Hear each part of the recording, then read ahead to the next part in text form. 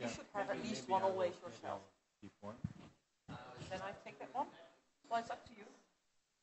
I mean, we can share. So, so it's okay. We can share this one. We have een bussenburg here. Yeah, if you want to. Yeah.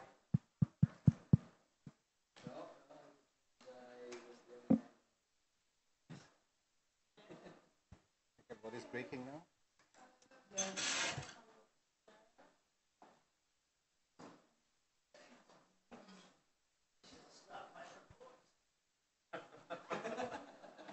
Panelist present. You've arrived with good fantasy, yeah?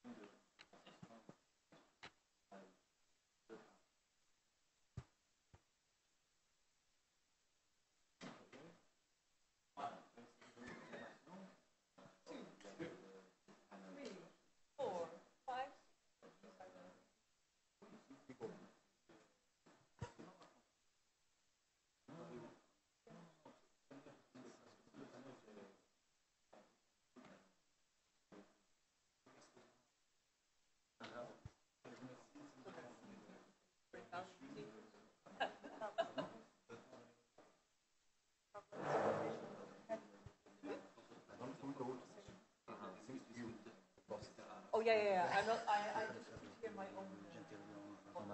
C'est pas un problème. Oui, ça va.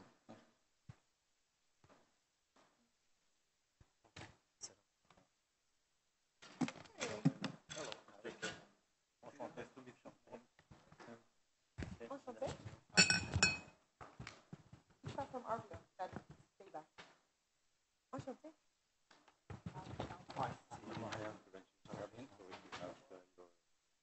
Hi, I'm Marije Lausma from the Netherlands. Nice meeting you.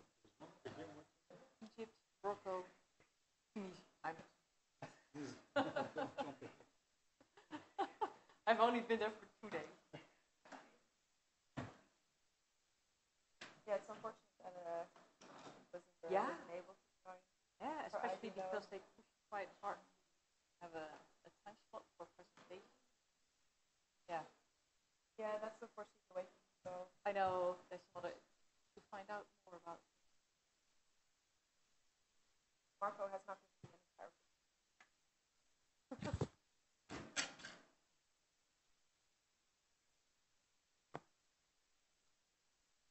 So how long will we wait for the post?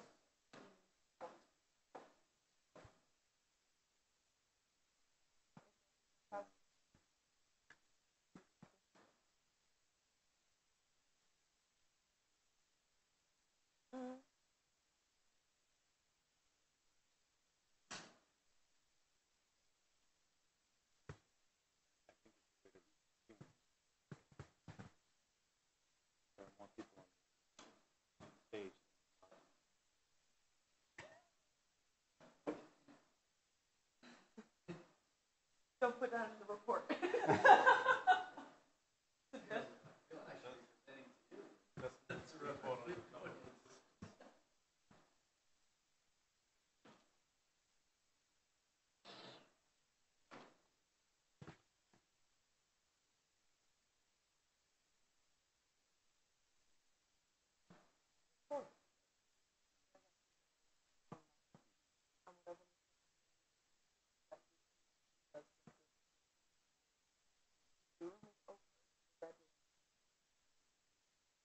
Have you joined the online? No, but Neil is joining online. So Neil picks the sessions that he's interested in and he logs in. Yeah. So I heard from Neil who said, look, the red is not good at all. The red room. So the red room you get very bad sound. So the blue is okay and this is good. Yeah. So he says when it comes to the quality of the video and the sound, it's the best. Yeah. So well, that's lucky. Because you don't want to be red, apparently, for online.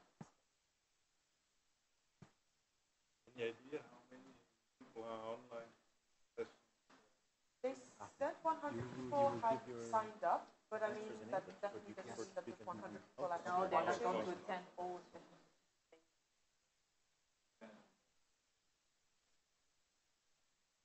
I can ask Neil actually, because Neil has been logging in. It's kind of really.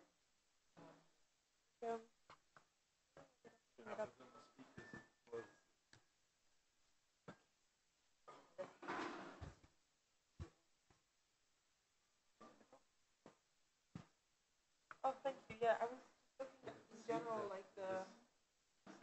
Oh, but I also don't feel like you have this enough because like it's. The gate was closed.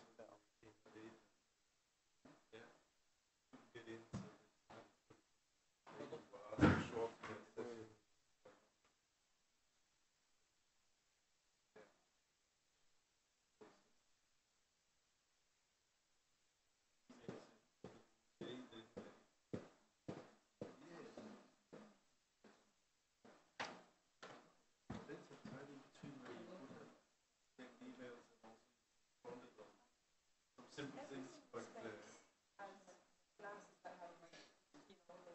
yeah, then you come back, you also have to eat, and then after 9 or something.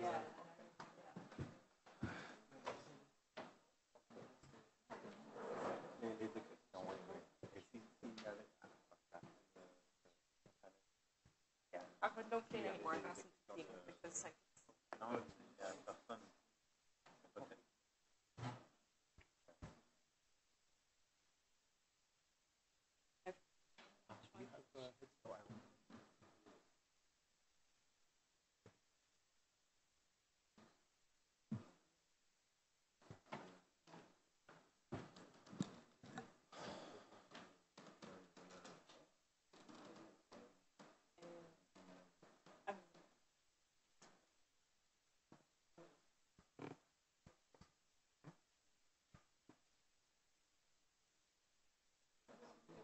Yeah. Maybe it's big ones.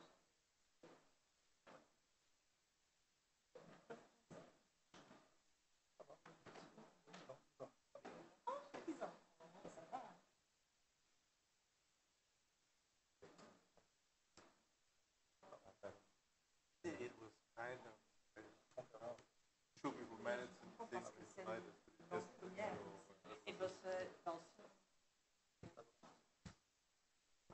the original. No. Yeah, well. there was a boss, but maybe it was Yeah, but we need an audience for the questions.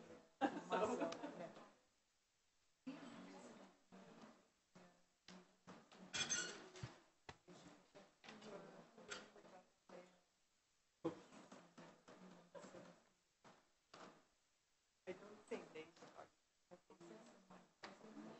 No, I haven't seen it booked at all. So there was one outside, I think that answered that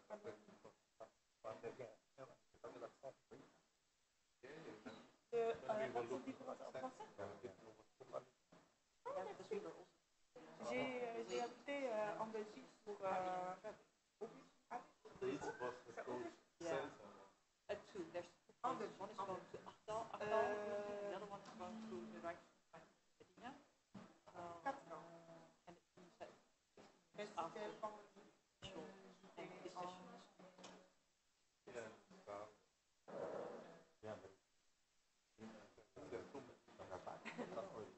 Yeah, I thought that about that's what I thought. You're in Sala, on the other side of the river. Yeah, the north. No.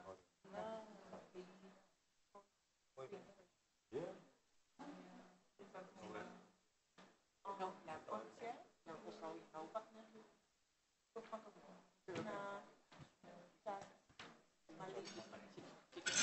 so it's vegetarian, you have a hard life. No. Oh, well, you can have like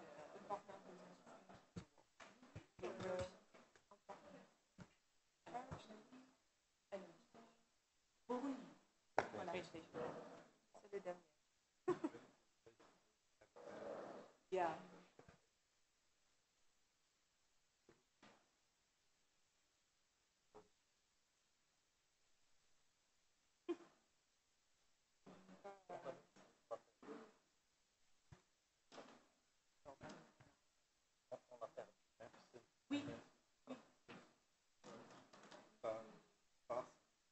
Oh,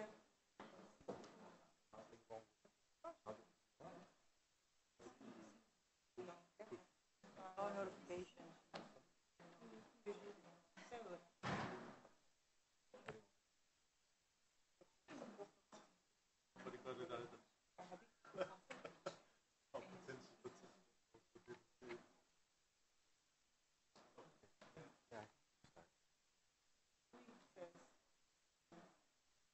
Et nous avons des...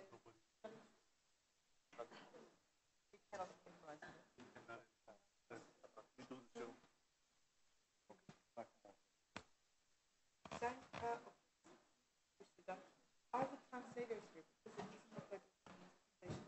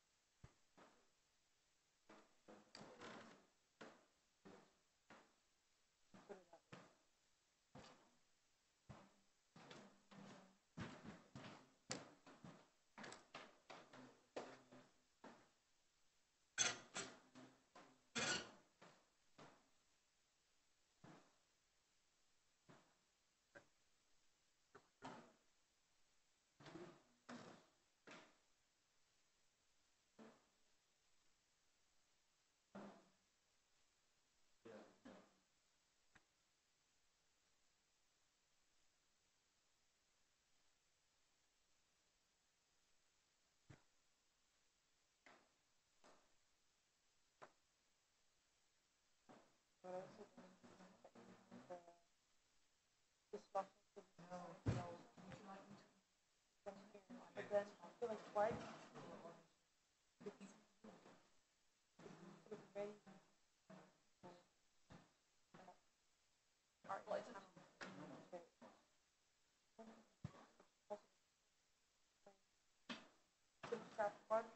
one time put it next to I am attending the talk at 5.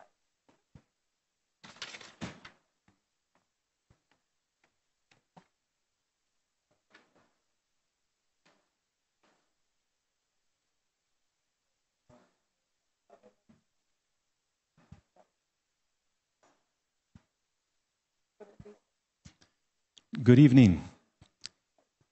Bonsoir mesdames et messieurs, bienvenue.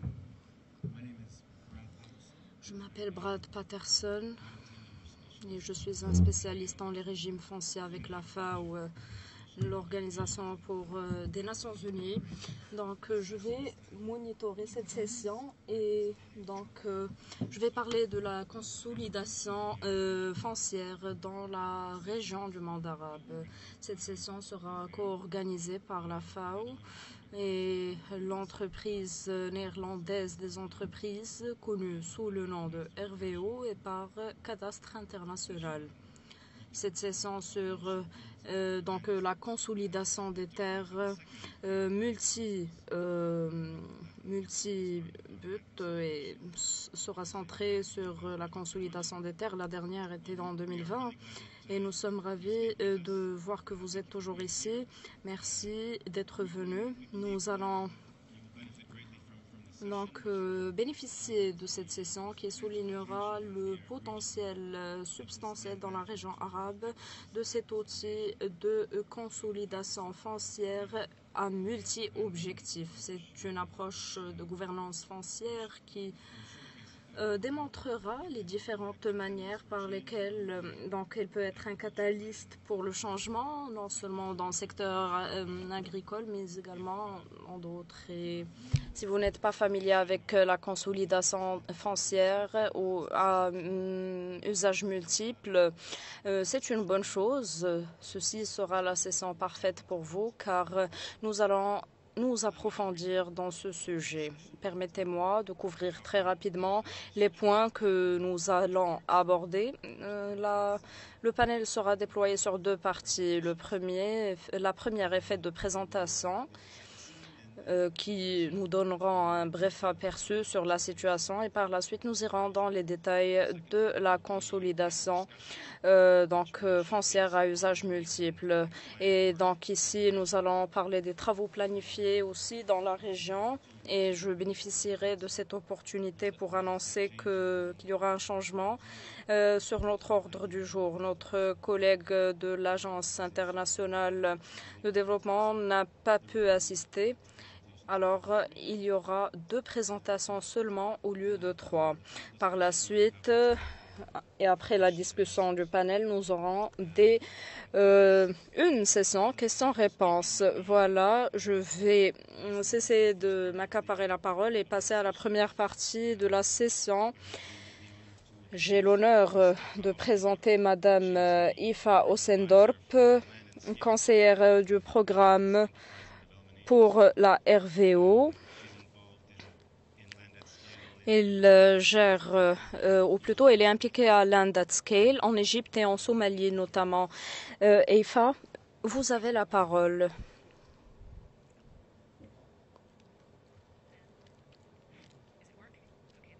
Oui, le micro marche.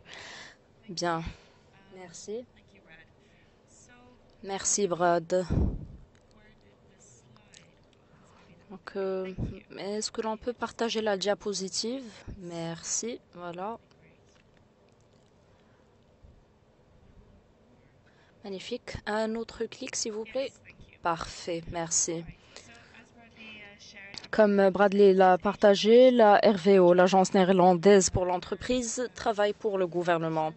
Et ce que je souhaite partager est vraiment un aperçu sur le contexte et la scène. Je pense que la conférence l'a bien fait avant moi. Et là, je souhaite donner un aperçu de la perspective des différentes ambassades des Pays-Bas à travers la région arabe. Ils ont observé certains éléments dans les régions arabes et ont noté des informations clés par rapport à leur programme.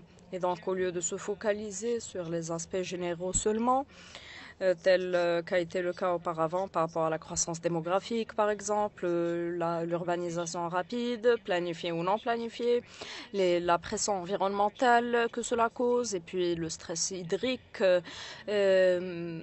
tous ces éléments étaient inclus. Et puis, en addition à cela, nous avons parlé de l'héritage et des lois d'héritage des terres et des implications qu'elles ont. Et cela, bien évidemment, rentre dans le contexte de la facilitation d'accès aux femmes à la terre. Et il y a bien des complexités ici, notamment donc la participation plus large de la famille qui participe à l'héritage des terres et qui exacerbe certains de ces aspects. Pour répondre à ce que nous avons entendu donc de la part des ambassades, il faut savoir que donc par rapport aux terres, ils voient que le gouvernement se penche sur la sécurité alimentaire par rapport aux fonciers. Si vous voulez améliorer votre productivité de manière durable et permettre aux citoyens de développer leur niveau de vie, vous allez donc faire en sorte que la tâche sera plus difficile si vous travaillez sur un petit hectare, par exemple. Et donc, il faut cibler des zones plus larges et cibler un marché qui permettra bien évidemment de sécuriser un certain revenu. Dans certains pays, nous avons vu, comme la Tunisie, l'Égypte et d'autres, que c'était un problème. Ça impacte la capacité de gérer les ressources hydriques et l'utilisation des terres. Et donc la pression monte sur les terres, cela pousse vers plus de désertification et pousse les gens à aller vers des zones qui ne sont pas normalement adaptées pour l'agriculture. Et donc, vous utilisez la terre pour des objectifs ou des usages qui ne sont pas logiques en un sens et vous utilisez les ressources hydriques de la nappe phréatique et autres. Dans certains cas, cela mène à encore plus de pression sur le long terme. Et donc, pour parler du choix durable, il y a certaines mesures appliquées. Et puis, par rapport à l'utilisation des terres et aux mesures d'adaptation climatique, je dirais que pour l'agriculture intelligente, il y a des interventions spéciales, par exemple l'irrigation intelligente. Et la capacité de vendre en outre-mer. Il y a donc les difficultés relatives à la surface de la terre travaillée et cela facilite ou complique davantage la tâche. Il y a aussi l'intersection avec l'énergie. La fragmentation des terres inhibe la capacité d'être efficace énergétiquement parlant. Si vous gérez les déchets à titre d'exemple ou si vous avez d'autres panels, donc l'augmentation de la fragmentation de la terre sera un problème également. Et en d'autres mots, l'une des observations, ceci est personnel, mais dans les panels d'ouverture, nous avions parlé de numérisation et d'immatriculation des terres. Mais ce que je n'ai pas entendu en addition à cela est le mot fragmentation. Et donc, j'espère que nous allons en entendre plus parler maintenant, surtout sur la consolidation des terres par rapport à cette problématique de la fragmentation que nous voyons de plus en plus à travers les pays. Voilà, c'était mon intervention. Merci d'avoir présenté la scène et la situation. Je suis certain que nous allons parler un peu plus de la fragmentation des terres. Mais pour cadrer la discussion dans un contexte de pression sur la terre dans nos régions ou dans ces régions, merci. Je voudrais présenter notre prochain intervenant, Monsieur Morten Hartvigsen, responsable du régime foncier au sein de la FAO. Il a plus de 30 ans d'expérience dans la consolidation foncière et il est là pour présenter l'allocution clé de cette session.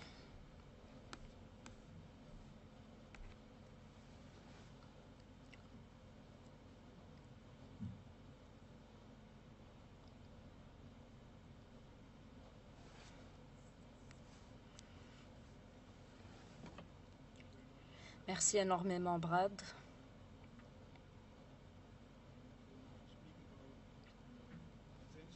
Je vais parler du potentiel de la consolidation foncière multifonctionnelle.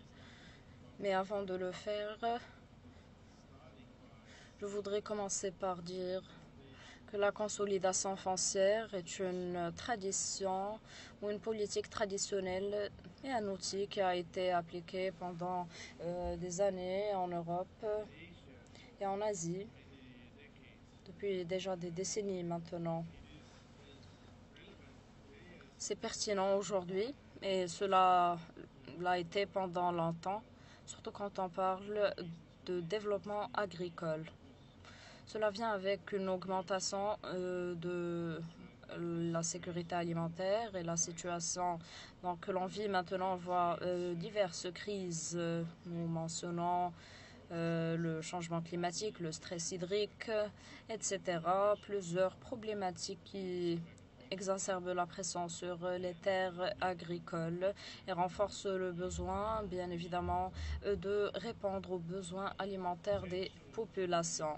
Il y a un potentiel aussi, et c'est celui d'augmenter la productivité de l'agriculture et d'en faire une agriculture plus compétitive. Et c'est l'objectif principal de la consolidation. En addition à cela, en se penchant sur les objectifs traditionnels, je vais présenter certaines intersections avec le changement climatique pour avoir une vision plus pertinente, surtout que l'on peut donc traiter ces problèmes de développement en même temps au sein des mêmes projets. Donc c'est une parallèle que nous dessinons ici. Les objectifs traditionnels de la consolidation foncière pour le développement a pour but d'améliorer la productivité des fermes et de réduire la fragmentation des terres par rapport à la propriété et à l'utilisation également. Et si les deux sont fragmentés, alors nous sommes dans une situation assez défavorable. La consolidation foncière est utilisée à travers différents pays pour faciliter les fermes sur une base volontaire. L'élargissement des fermes en particulier, mais sur une base volontaire. La consolidation ici n'est pas quelque chose à faire au lieu d'autres mesures. C'est une mesure d'appui pour le marché et la plupart des développements structurels qui élargissent les fermes doivent être conduits à travers des transactions traditionnelles également. Et puis, il y a les objectifs de la consolidation foncière qui viennent avec la facilitation des projets de réclamation des terres, certains en Europe de l'Est en prélieu, et la consolidation aujourd'hui est implémentée pour la restauration native aussi, car l'aboutissement de ces projets il y a quelques décennies a été négatif pour l'environnement et la biodiversité. Donc il y a un besoin pressant de restaurer et de donner la terre à la nature, encore une fois. Il faut aussi améliorer les infrastructures locales, les routes, l'accès, les systèmes d'irrigation et de drainage. Cela dépend de chaque situation et de chaque zone. Ces objectifs peuvent être intégrés dans les objectifs de consolidation foncière. En Europe de l'Ouest, plusieurs pays, ou la plupart des pays, ont une longue tradition de consolidation foncière qui remonte des fois à un centenaire. Certains ont commencé il y a à peu près 100 ans, après la fin de la Première Guerre mondiale. Et la Pologne, par exemple, a adopté le premier plan de consolidation en 1933. Au Danemark, c'était en 1924, etc. Et cette tradition a été appliquée selon la culture de développement foncier et a été implémentée jusqu'aux années 80 dans certains pays. Mais ce développement est allé à travers le temps vers le multi-usage ou la multifonctionnalité. Cela veut dire qu'il y a plusieurs objectifs à poursuivre à travers cette même pratique. Ici, ce qui mène le jeu, c'est d'améliorer l'attention sur l'environnement et de préserver la biodiversité. En addition, l'objectif est d'atténuer les conséquences du changement climatique et de répondre aux besoins de restauration et de résoudre les problèmes environnementaux causés par la surexploitation, causés par l'industrialisation. Et nous pouvons mentionner les problèmes relatifs au bétail ici également.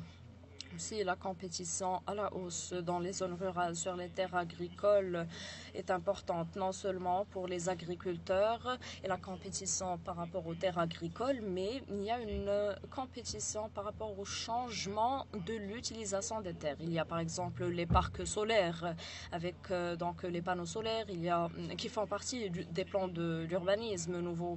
Il y a les terres maintenant qui ne servent plus les objectifs de production, mais plutôt la restauration. Et vous voyez le changement. En Europe de l'Ouest, il y a eu des politiques publiques différentes qui rentraient en concurrence également les unes avec les autres parce que l'on voulait tout faire à la fois. Il fallait prendre ces terres d'ici, prendre soin des forêts, donner la terre de retour à la nature, faire en sorte que les terres culturelles soient utilisées pour le développement urbain, etc. En addition aux énergies renouvelables et aux choix écologiques qui ont été pris. Et les productions ou la culture ont chuté par la suite. Et il y a en même temps des zones en Europe de l'Est en particulier, des zones où la terre devient de plus en plus abondante et cela est relatif aux structures des fermes. Il y a un manque d'accès, par exemple, au système d'irrigation et je vais revenir vers ce point. Voilà quelques points maintenant par rapport aux définitions de la consolidation foncière. Il y a une étude menée par la FAO, il y a quelques études. Nous avons publié par la suite un guide juridique et là nous avons donc des copies disponibles si vous êtes intéressé. Il y a également un ligne vers cette publication. Cette étude sur la consolidation foncière a été menée à travers différents pays de l'Europe de l'Est et ont identifié 3 approches de consolidation foncière différentes. Cette consolidation est un mot qui est utilisé, est un mot utilisé et qui a différentes définitions. Il est clair alors qu'il faut absolument déterminer de quoi on parle. Ce n'est pas juste l'élargissement de parcelles ou de lots, mais cela va au-delà. L'élargissement normal avec lequel nous sommes familiers fait partie des transactions normales et cela ne fait pas partie des travaux de consolidation. La consolidation est une initiative de soutien public qui est mise en œuvre suivant l'amendement ou plutôt l'approbation de certaines lois. Il y a l'octroi de certaines responsabilités qui vient avec cela. Et les objectifs sont d'améliorer les structures des fermes avec la réduction de la fragmentation des terres que ma collègue a mentionné en addition à l'élargissement des fermes. Et donc plusieurs approches sont utilisées ici.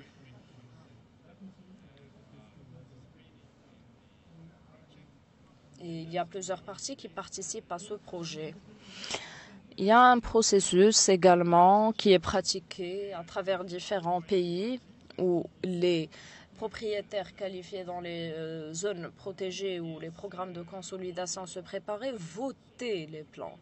Et donc, s'il y avait une majorité qualifiée, alors 70%, 75% à peu près des propriétaires, s'ils sont pour le plan, alors le plan est adopté et est mis en œuvre et enregistré sur les plans cadastraux, etc. Et par la suite, la mise en œuvre complète sur le terrain suit. Le troisième modèle que nous ne recommandons pas vraiment, surtout pas dans les étapes initiales du projet, quand le projet est approuvé par le gouvernement, il faut que les proprios soient d'accord aussi. Mais donc, il y a la participation des propriétaires et de toutes parties prenantes dont il faut tenir compte dans l'élaboration des projets. Et cela doit être mené par la demande. Il ne faut pas procéder à la consolidation si ceux qui utilisent la terre ne sont pas intéressés par la consolidation. Donc, cela ne serait pas utile. Et encore une fois, veuillez prendre une copie de la publication. Elle vous sera utile. Maintenant, je vais mentionner certains aspects par rapport aux structures des fermes en Europe de l'Est où l'on introduit les instruments de consolidation des terres. La raison pour laquelle je mentionne ces expériences est que les structures des fermes dans ces pays sont assez similaires par rapport à la situation donc, dans la région arabe et en Europe de l'Est, plusieurs pays où la plupart ont des structures de fermes dominées par les petits proprios et la fragmentation des terres est excessive. Il y a donc des tailles de 1 jusqu'à 3 hectares et des lots qui atteignent un quart d'hectare. Et d'autres pays ont des fermes de structure duelle, donc petites fermes et de plus grandes fermes en parallèle.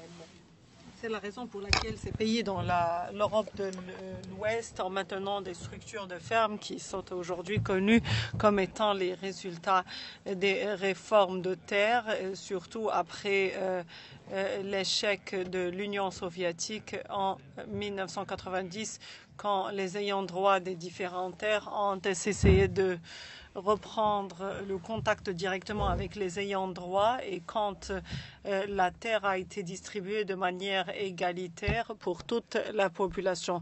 Et nous avons aussi l'abandon des terres dans plusieurs régions. Qu'est-ce que cela veut dire? C'est une photo, par exemple, d'une carte cadastrale. C'est une carte qui a été mise en place il y a quelques années. Vous pouvez voir clairement que les petites Around 0. parcelles sont environ 0,2 hectares et c'est en fait dans plusieurs villages. Vous pouvez voir aussi les différentes couleurs. Les couleurs, notamment dans les photos que vous voyez derrière vous, qui indiquent les terrains utilisés dans les différentes parcelles. Donc, on peut voir clairement que dans le cas, par exemple, de l'Albanie, 95% de la terre est utilisée par les propriétaires. Donc, la famille va l'utiliser pour cette fin. Et donc, on a une fragmentation sévère et excessive à la fois pour l'utilisation de la terre et pour la propriété. La FAO a travaillé sur un programme de consolidation de 3 piliers.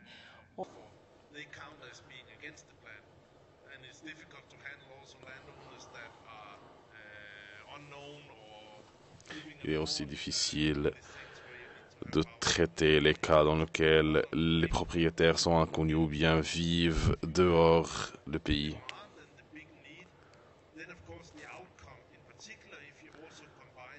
Si vous faites la combinaison entre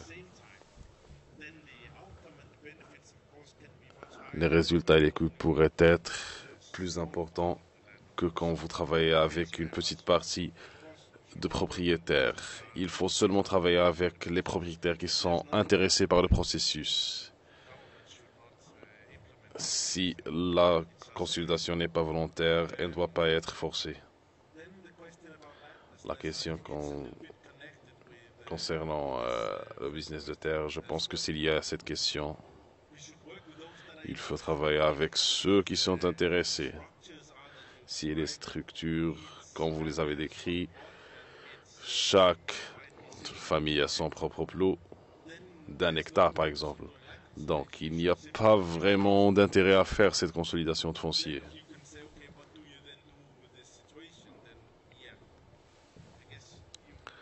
Bon, je pense que vous allez devoir essayer de promouvoir le développement du marché de terre, mais ceci n'est valable que quand des personnes veulent mettre leurs terres sur le marché à vendre.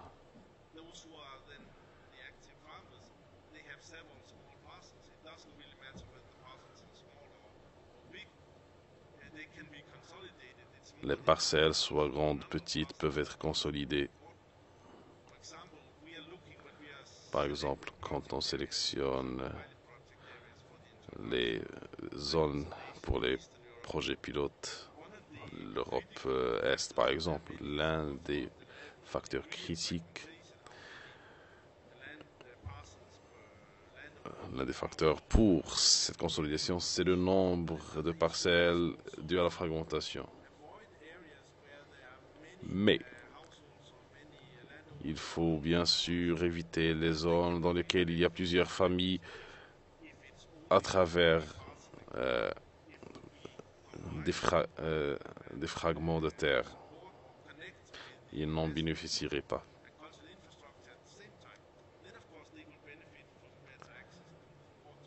Bien sûr qu'ils bénéficieront de meilleures conditions d'irrigation, d'assainissement, de routes, d'infrastructures, bon, je ne sais pas. Mais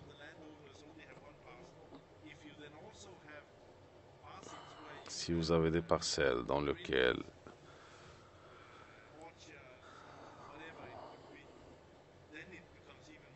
ça devient plus compliqué. Donc, ce n'est pas un instrument qui peut adresser tout. J'ai essayé de mentionner dans la présentation qu'on ne peut pas consolider chaque village dans chaque pays. Il faut utiliser l'outil là où on en a besoin. Quand il y a de la demande pour cet instrument de la part des agricoles locaux. Il y a aussi des situations dans lesquelles vous devrez consolider des terres plus d'une fois, et ceci à travers les décennies. Par exemple, dans l'Europe de l'Est, nous avons des zones qui ont été consolidées plus d'une fois pour différents objectifs. Peut-être que la terre a été consolidée en 1950 et puis reconsolidée en 1975 et maintenant encore une fois dans le cadre d'un projet de restauration. La terre qui redonne à la nature. Les objectifs continuent de se multiplier et la multiplication de consolidation.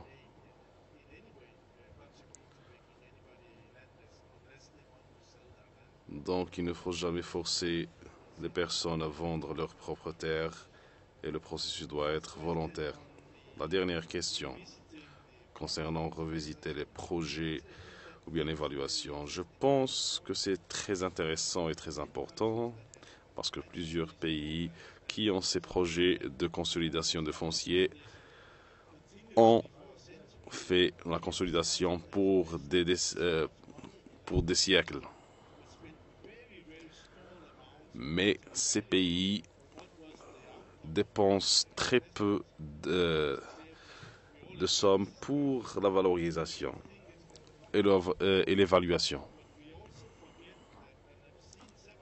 Normalement, il y a de la consolidation, mais il y a toujours la même situation, comme dans le Maroc.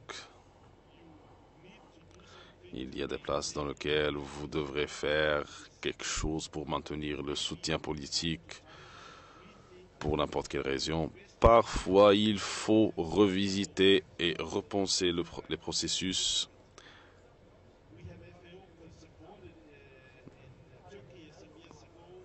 Nous avons la FAO qui a soutenu l'évaluation de l'un des projets de consolidation en Turquie. Et la Turquie est l'un des pays que je connais en tant que pays qui a l'un des taux les plus faibles en termes de consolidation de terre. La Turquie a l'objectif de consolider 1 million d'hectares cette année. Ceci veut dire que le programme est grand et qu'ils n'ont pas vraiment évalué de façon systématique le résultat. Donc, ils n'ont pas été surpris.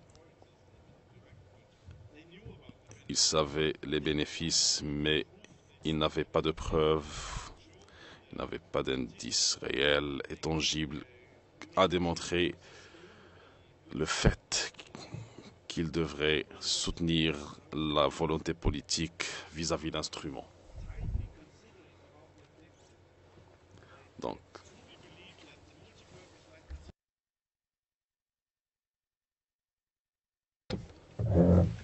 toujours par rapport à ces instruments, il faut qu'ils restent pertinents pour les politiciens aussi.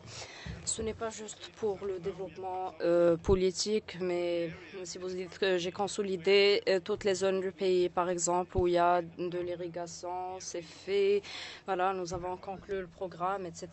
Vous allez voir qu'il y a de nouveaux problèmes à gérer qui n'étaient même pas inclus sur votre agenda quand vous aviez introduit la consolidation des terres et ces programmes il y a 50 ans ou autre.